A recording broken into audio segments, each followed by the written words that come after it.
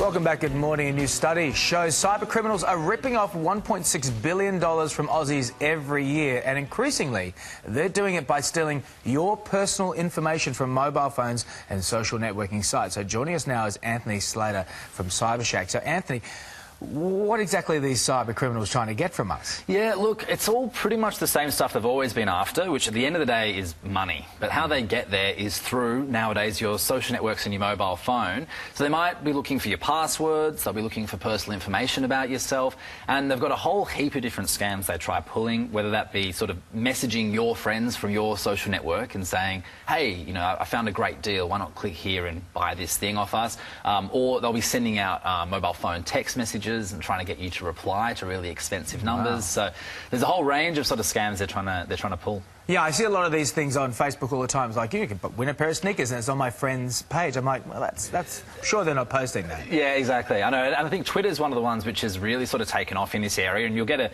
I've had a few messages come through which say, oh, people are posting nasty photos about you, and there's a link, and you click on it, and you know, well, I haven't, but the virus scanners hopefully would pick those things up. I always click on it because it's a nasty photo. Now, tell me, look, how often is this happening to us? Look, it's happening a hell of a lot. Yeah, I mean, there were sort of some surveys came out recently saying 1 in 5 Australians have received sort of dodgy text messages, and that's just on the mobile phone.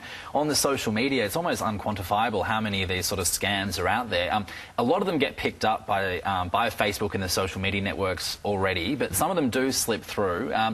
I think Australians are getting better and better at detecting scams through email. They're aware, look, if I don't know who's sending it to me, or there's an attachment, I'm going to leave that one alone. But the social networks and mobile... Still new. It's new, exactly. People aren't sure what's real, what isn't, so got to be careful. All right, what can we do to stop this from happening to us? Yeah, look, there's a few things which I think everybody should do. First of all, check your settings on social networking sites, because, you know, often people have too much information that's public, and fraudsters can find out information about you to commit fraud. Being careful with passwords is old advice, but it's still very important. Only enter your password into sites that you know about.